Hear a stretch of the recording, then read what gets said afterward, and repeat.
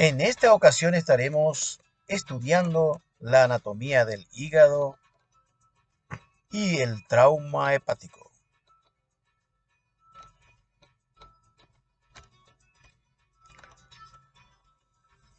Algunas características generales del hígado que vamos a mencionar. Es una glándula anexa al tubo digestivo que vierte la bilis, producto de su secreción externa, en el duodeno. Como se puede ver, es un órgano muy voluminoso. Podríamos decir que es el más voluminoso del cuerpo humano. Es homogéneo, liso, de color rojo oscuro y pesa en promedio en el adulto 1500 gramos. El hígado es bastante friable, no resiste a traumatismos cerrados a nivel del abdomen superior.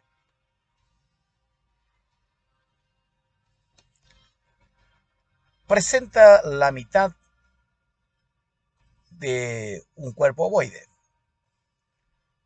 cuyo eje mayor es oblicuo hacia arriba y hacia la izquierda. Esta es la posición, la ubicación del hígado en el cuerpo del adulto. Está situado debajo del diafragma, por encima del duodeno, debajo de la caja torácica en gran parte, delante del estómago. Se divide en 4 lóbulos. El lóbulo derecho, el más voluminoso, el lóbulo izquierdo, el lóbulo cuadrado y también existe un cuarto lóbulo que se llama lóbulo caudado, que aquí no observamos porque está detrás del hilio hepático. Esta es la cara diafragmática, porción anterior, donde podemos observar el lóbulo derecho y el lóbulo izquierdo. Esta es la cara relacionada con el diafragma. Es convexa, orientada hacia arriba, hacia adelante y un poco hacia atrás. Se estrecha en la parte izquierda. Está dividida en dos superficies por la implantación del ligamento falciforme. Se relaciona a través del diafragma con el corazón y el pericardio que están en esta zona. Esta cara diafragmática también tiene una porción posterior. Acá podemos observar las relaciones de esta porción posterior de la cara diafragmática. La vena cava inferior, la aorta abdominal y también el esófago abdominal. Aquí observamos cómo el ligamento falciforme se divide en una hoja izquierda y en una hoja derecha. Aquí observamos la cara visceral. Esta cara visceral está orientada hacia abajo, hacia la izquierda y hacia atrás. Presenta 3 surcos dispuestos en forma de H mayúscula, que les muestro enseguida. Y aquí se pueden observar los 4 lóbulos.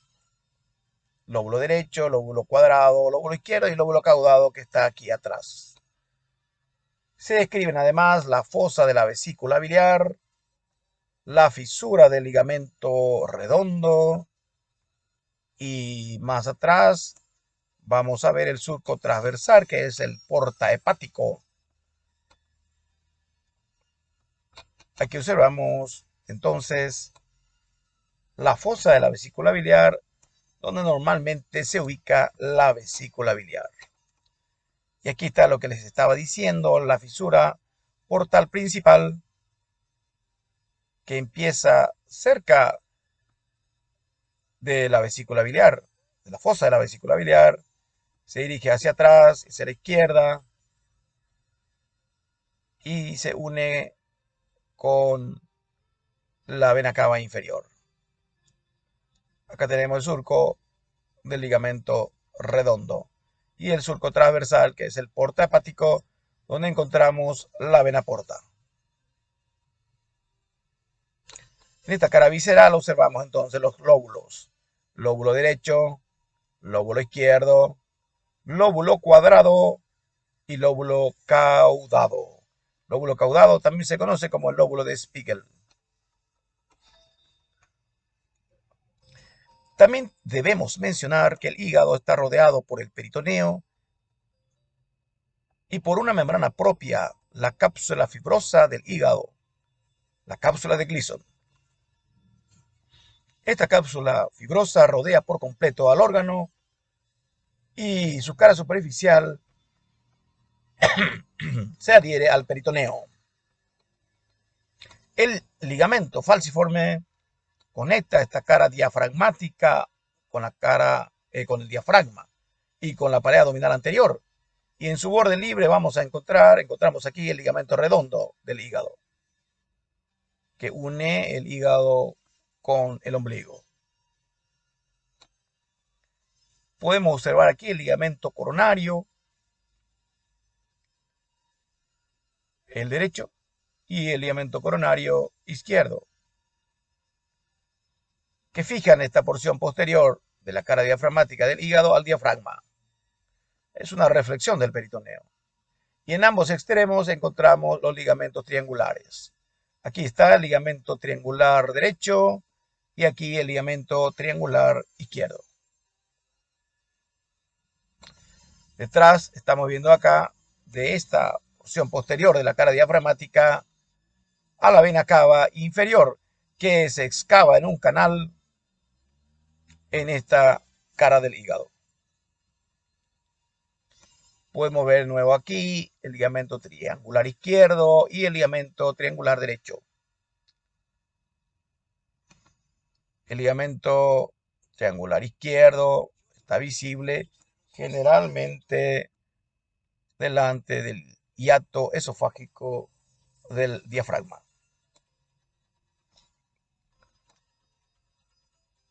La hoja inferior del ligamento coronario se une al peritoneo parietal posterior. Aquí vemos los ligamentos coronarios.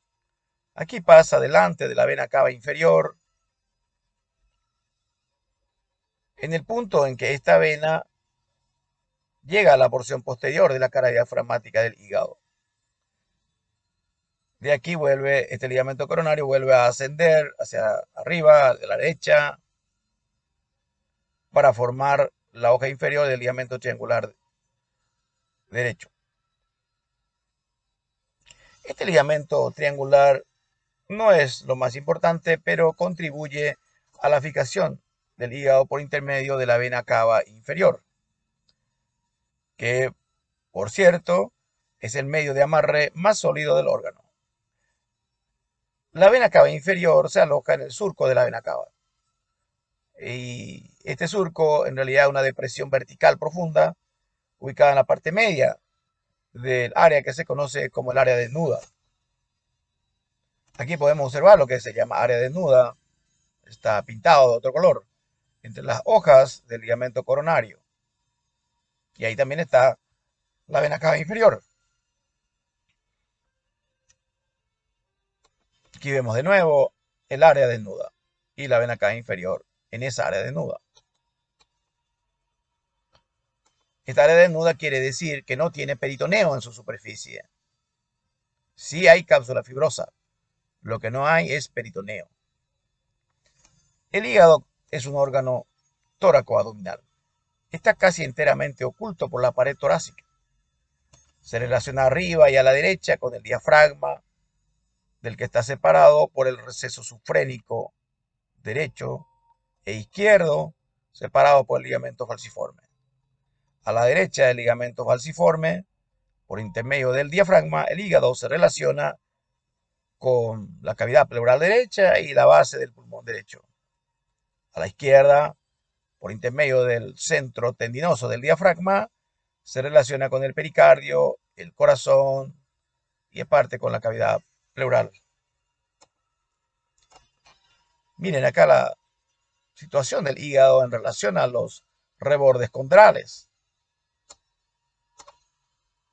Lo que aquí observamos es el borde inferior del hígado.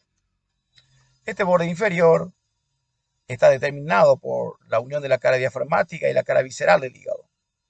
Es un borde delgado, se relaciona primero con el borde condral, cruza la región del epigastrio hasta el séptimo o sexto cartílago izquierdo. Presenta una incisura para el ligamento redondo. Este borde inferior entonces es palpable en el epigastrio. Esta es la forma acostumbrada de palpar el borde inferior del hígado. Las relaciones viscerales se llevan a cabo con vísceras supramesocólicas y retroperitoneales del lado derecho. A la derecha se relaciona con la flexura cólica derecha, y la porción inicial del colon transverso. También con el duodeno, como vemos acá, y más atrás con el riñón derecho y la glándula suprarrenal derecha, los que generalmente dejan su impresión en este órgano. A la izquierda, acá vemos el aumento menor, constituye una barrera transversal que divide la región en una porción anterior y una posterior. Por delante del aumento menor encontramos aquí el lóbulo cuadrado, que se aplica sobre la raíz hepática y también sobre el duodeno. Por detrás de este aumento menor está el lóbulo caudado de Spiegel, que forma el techo del vestíbulo de la bolsa omental. El receso subhepático se extiende en forma oblicua hacia arriba, hacia la izquierda, apoyado abajo en el mesocolon transverso y también en el estómago. Forma la parte alta de la cavidad peritoneal y se comunica con la bolsa omental a través del foramen omental o foramen epiploico.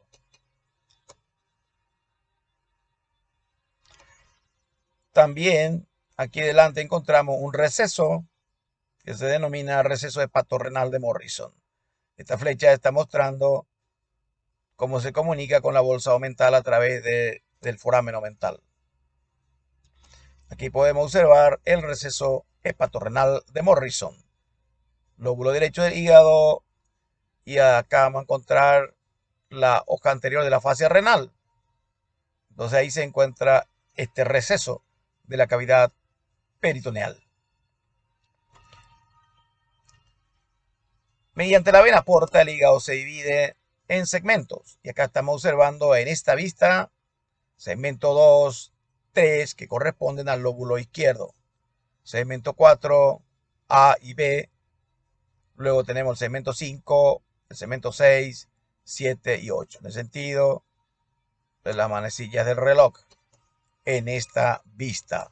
Sin embargo, en la vista inferior, postero inferior, viendo la cara visceral, vemos el segmento 1 que corresponde al lóbulo caudado, luego el 2, el 3, el 4, el 5, el 6 y el 7. En el sentido contrario, las manecillas del reloj. Aquí no vemos el segmento 8. En la vista anterior o antero superior, no vemos el segmento 1. Son 8 segmentos entonces, y esto hay que ubicar. En cuanto al drenaje venoso, también es importante recordar a las venas hepáticas.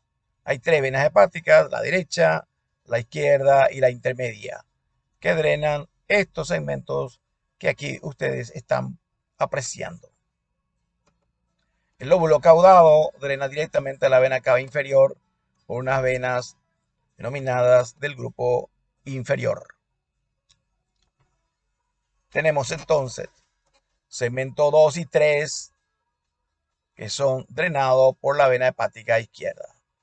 Segmento 4, segmento 5, segmento 8 en parte, que son drenados por la vena hepática intermedia.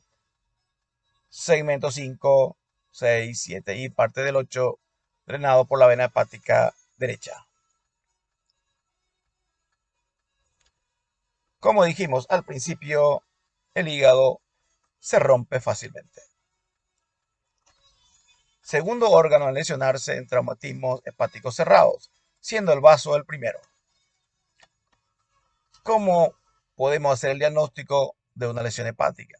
O sea, a través del estudio FAS o del lavado peritoneal diagnóstico, si estos salen positivos, o en pacientes estables, una tomografía del abdomen, laparoscopía, arteriografía y gammagrafía. Esta es la clasificación del trauma hepático. Tenemos el grado 1, 2, grado 3, 4, grado 5 y grado 6. Y esto depende del tamaño de la lesión. Si hay hemorragia, no hay hemorragia, si es subcapsular, intraparenquimatoso, etcétera, que ustedes pueden observar aquí.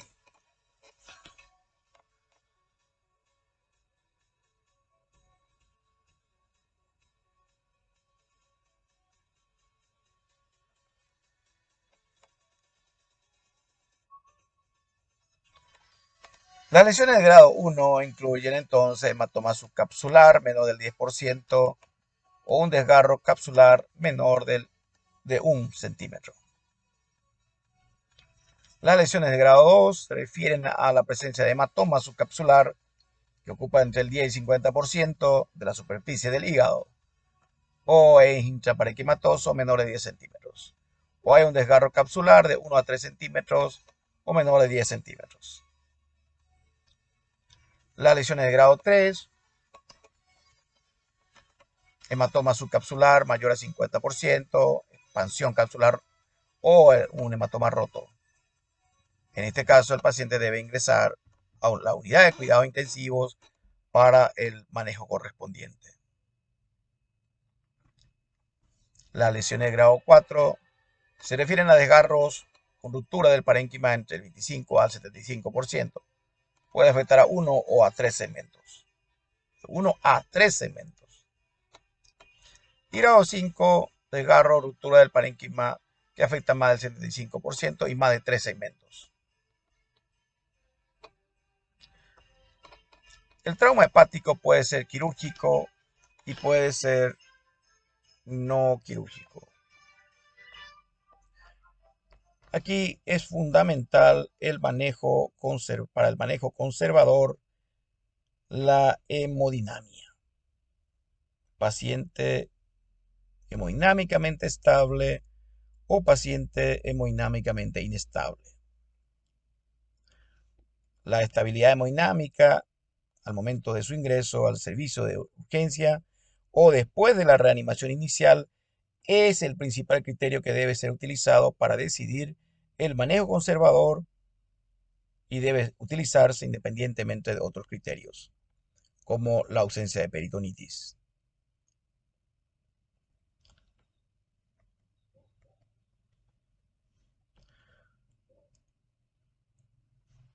La contraindicación absoluta del manejo conservador entonces es la inestabilidad hemodinámica. Si hay inestabilidad hemodinámica, hemorragia intraperitoneal, no puede realizarse un manejo conservador, no quirúrgico, al contrario, debe ser quirúrgico. ¿Qué recursos tenemos los cirujanos en el manejo operatorio del paciente con trauma hepático? La compresión manual, la maniobra de Pringle, utilizar parches de Epiplon, derivación o empaquetamiento.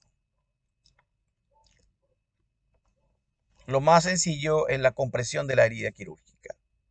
Es más fácil comprimir el lóbulo izquierdo, porque no es fácil realizar un empaquetamiento del lóbulo izquierdo, pero sí es sensible a una compresión manual de la lesión.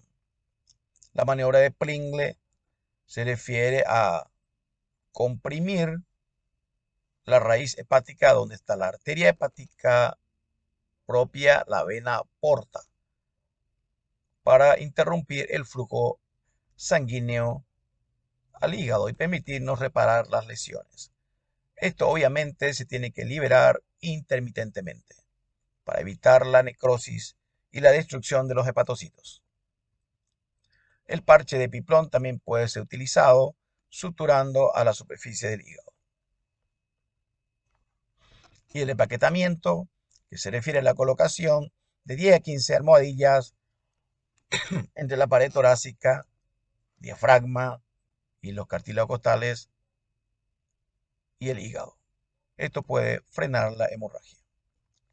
La angiografía para controlar la hemorragia hepática está indicada en caso de transfusión de 4 unidades de concentrado de glóbulos rojos en 6 horas o en caso de transfusión de 6 unidades de concentrado de glóbulos rojos en 24 horas, atribuible al sangrado hepático. Entre el 5 y 42% de los casos presentan alguna complicación asociada al tratamiento no quirúrgico. Estas complicaciones son hemorragias, fuga biliar, fístula biliar, biblioma, biliperitoneo, hemobilia, o a veces también pueden existir lesiones viscerales inadvertidas, necrosis hepáticas, abscesos hepáticos. La mayoría de estas complicaciones puede resolverse de forma conservadora, aunque un pequeño porcentaje de casos precisará de una intervención quirúrgica. La morbilidad está directamente relacionada con la gravedad de la lesión hepática. 0% en lesiones de grado 1 y 2, 1% en lesiones de grado 3, cerca del 21% en lesiones de grado 4 y más del 60% en lesiones de grado 5.